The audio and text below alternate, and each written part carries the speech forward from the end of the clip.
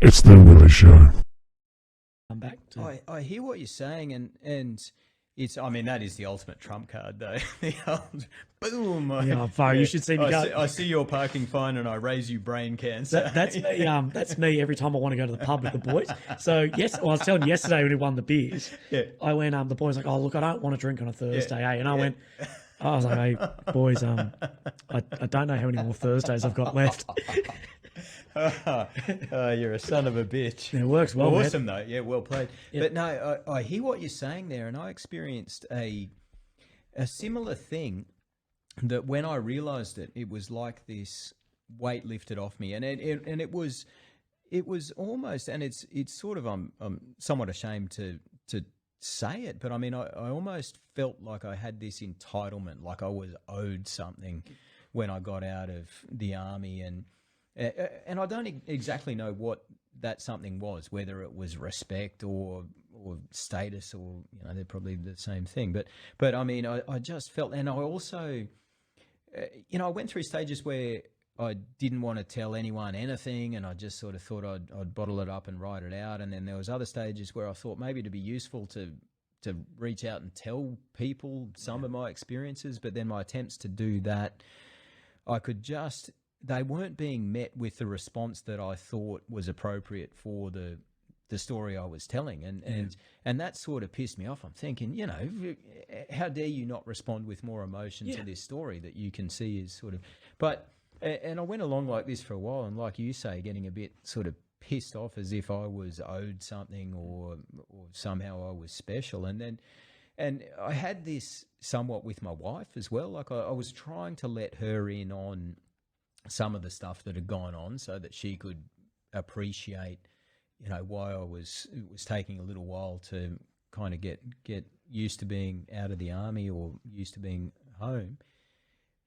And she couldn't get it, and I could see that, and that would piss me off because I sort of interpreted that as her not really sort of taking it seriously. And then I just realised on one occasion that I wasn't owed a fucking thing for a start. I had this realisation, hang on a second, how dare you be so arrogant to think that society owes you anything? That the people that I'd tried to tell stuff to who didn't show the response that I thought they should, simply couldn't show that response because they haven't experienced it. Just like I haven't experienced their trauma. Everyone's had trauma, and exactly as you say, it's not a competition. It's not about whose trauma's the best, they win, and they should be the one that gets the pity. It's all relative to your lived experience. And so, I mean, if you live I use the term often, but I mean a first world middle class existence, and then your trauma is calibrated by that. So witnessing a car crash where someone's bleeding terribly or has had a sort of significant injury, or I see a dead body on the side of the road, that's hugely traumatic for that person. And that proportionate to their life experience and to the resilience they have built against trauma, that's a devastating experience. And so that will have the impact on them that would be equivalent to, say my situation where I'd had a lot of training, had built a lot of sort of skill sets to be able to deal with a higher level of trauma, and dead body on the side of the road for me would be no worries. But this other stuff, that's traumatic for me, and everyone's different, and so it's this realization that I had at some point there a few years after I got out of the military that I wasn't owed anything, and one of the things that I sort of ruminated on that made me come to this realization was thinking of a bloke who had come to one of the military units I was with, who had been a professional footballer before he came into the army. And so he'd come in, really good guy, and he ended up doing selection, going over to SASR. He's still there. I actually saw him, bumped into him in Tasmania a couple of months ago. He was down there on a course, and I was there doing. Anyway, he came into the army, so he'd been this pro football player in New South Wales. He was a rugby league player, and so he turns up, and he was a big deal in the footy world. Some people knew who he was, some people didn't know who he was, but the story being, he turns up in this unit and he's got a little bit of novelty, and people appreciated that. However, he needed to prove himself as a soldier. Yeah, which he did. He did, and he took that on. He took that on really well. He didn't come in with any ego. He came in and accepted that he was a private soldier day one at this infantry unit, and that's where he started. And then he built himself from there and became outstanding recon soldier in infantry selection SASR. And this sort of, when I came to think about it, it's no different to me. I'd done this. I'd had this opportunity to operate at a high level in the army, and then I pop out and I'm a civilian doctor. The fact that I did that over in the army should have no bearing on that. I need to now establish myself and prove myself again in that world. It doesn't entitle me to all of a sudden jump up 10 rungs of the ladder. I got to hop on the bottom rung and work my way up because I'm in a new environment now.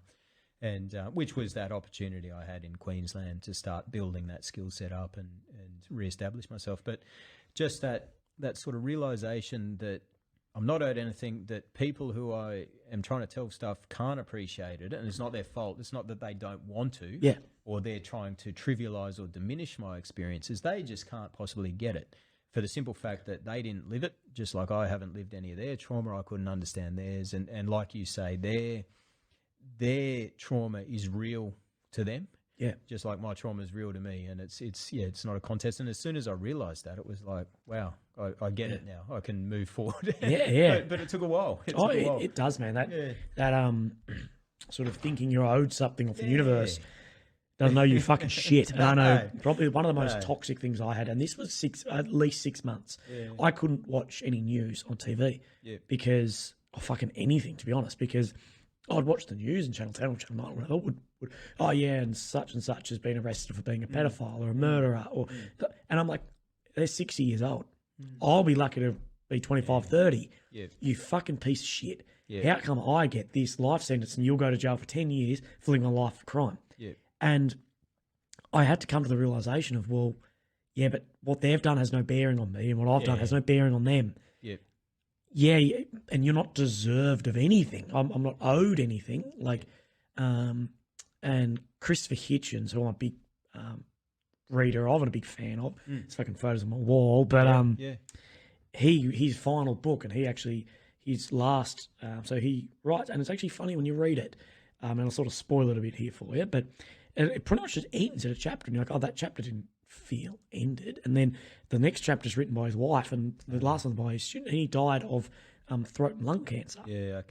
Anyway, his whole book, his whole stand is on how you're not, through his cancer diagnosis, I'm not owed anything. And people with cancer tend to do a lot of the why me.